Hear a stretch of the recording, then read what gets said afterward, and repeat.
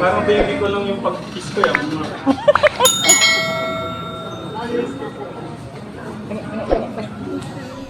Paano yun? Ibabas na naman ako nila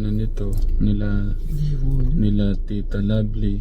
Basta po kasi yung mga tao po kasi. Saka si Tita Nanet, Tita Biana.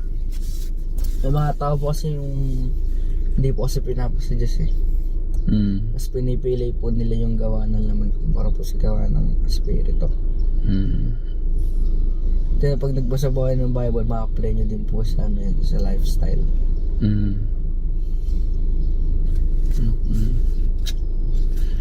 Sige, ano na lang.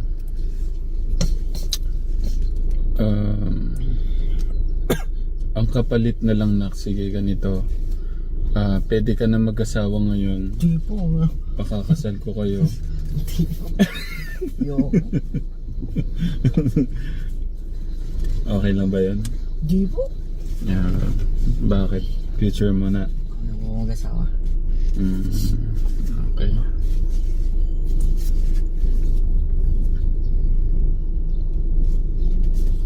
Okay lang talaga. Ako lang.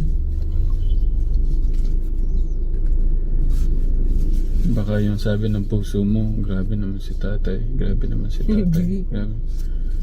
Baga ganun pininisip mga machika ko yung mga